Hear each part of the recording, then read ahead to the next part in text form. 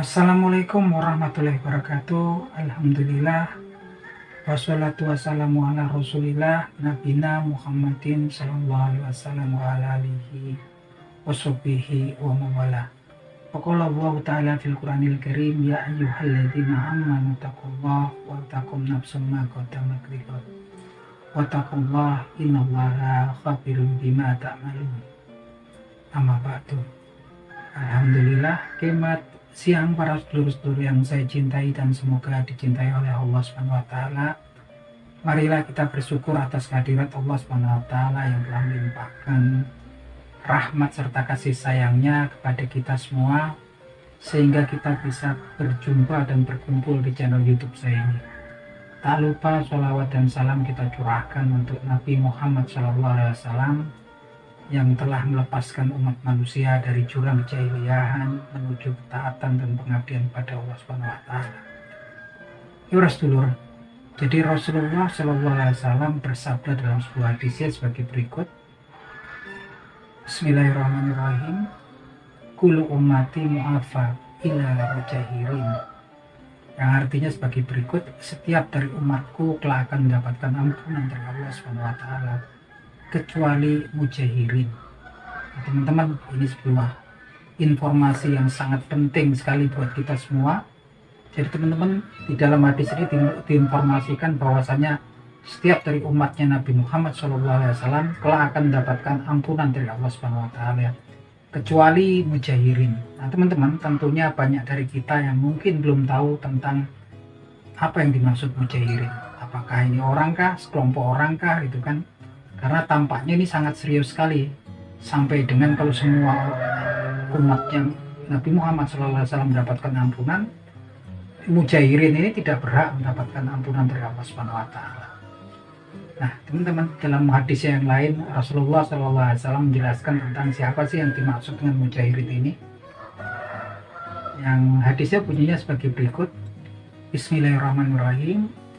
Wa inna minal mujaharati ayak mala rojulu amalan summa yusbiha wakot satarahu Allahu alaih fayaqul ya fulan amiltu al-barihata kaza wa kaza, yang artinya sebagai berikut.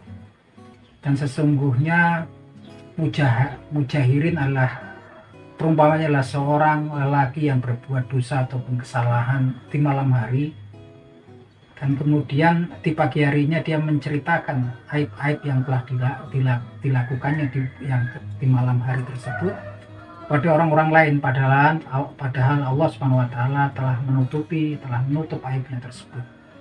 Hingga kemudian dia berkata, ya fulan, sesungguhnya tadi malam aku melakukan hal ini, tadi malam aku melakukan ini dan melakukan itu.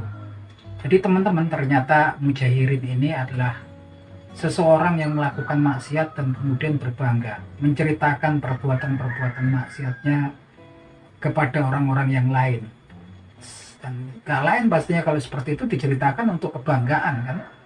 Misal seorang ustadz atau ulama, wah saya dulu sebelum jadi ulama waktu muda saya sering bermaksiat, mabuk-mabukan, minum-minuman keras gitu kan, main ke tempat wanita-wanita yang nakal. Nah ini seperti itu, tapi sekarang saya sadar, saya kemudian menuju jalannya Allah Subhanahu wa taala menjadi orang yang taat. Hal seperti ini tampaknya biasa ya teman-teman, tapi kalau merunut pada hadis tadi yang saya sebutkan tadi, cerita seperti itu tidak diperbolehkan ya teman-teman. Karena bisa jadi kemudian masuk ke golongan orang-orang yang disebut mujahirin. Orang-orang mujahirin adalah orang yang telah melakukan maksiat gitu kan, pada masa lalu ataupun kapanpun, dan kemudian sebetulnya nggak ada orang yang tahu kemudian kalau dia melakukan maksiat tersebut. Dalam artian di sini Allah Subhanahu wa taala telah memberikan tabirnya, telah menutup maksiat yang dilakukan oleh orang tersebut. Tapi kemudian karena hasrat hatinya pengen pamer, pengen kemudian tampak hebat di mata orang lain, maka kemudian dia menceritakan sendiri ya maksiat-maksiat yang telah dia lakukan di masa lalu. Nah, ini yang disebut mujahirin ya teman-teman, yaitu orang-orang yang kemudian melakukan maksiat dan sesungguhnya Allah Subhanahu wa taala telah menutupi maksiat mereka, tapi kemudian mereka justru membuka aibnya mereka sendiri. Nauzubillah min zalik ya teman-teman. Jadi sering kan itu kan kita dengar seorang ulama mungkin, wah dulu saya waktu sebelum jadi ulama itu ugal-ugalan, tiap malam minum minuman keras, ke diskotik segala macam. Ya kemudian saya sadar jadi orang seperti, nah jadi orang yang beriman dan takwa seperti sekarang ini. Nah, sepertinya cerita seperti itu biasa ya, sepertinya sah-sah saja. Tapi kalau kemudian kita merunut ke hadis tadi, bisa jadi orang yang berkata seperti itu, dia telah membuka aib-aibnya sendiri dan meremehkan daripada karunia Allah Subhanahu wa taala dengan menutup aibnya tersebut ya. Justru kemudian dia membuka aib-aibnya kepada orang lain dengan harapan ya mungkin biar tampak hebat dan pamer gitu kan. Nah, ini yang kemudian disebut kemudian sebagai mujahirin. Nah, ini teman-teman, semoga kita semua terhindar dan dilindungi oleh Allah Subhanahu wa taala daripada perbuatan-perbuatan yang masuk dalam klasifikasi mujahirin. Jadi teman-teman, kalau teman-teman berbuat maksiat pada waktu masa mudanya, pada masa yang lalu gitu kan, mungkin teman-teman minum miras mungkin ke tempat wanita nakal dan kemudian nggak ada orang yang tahu, itu harusnya itu rahasia itu memang kemudian ditutup dan kemudian kita bertaubat pada Allah Subhanahu wa taala.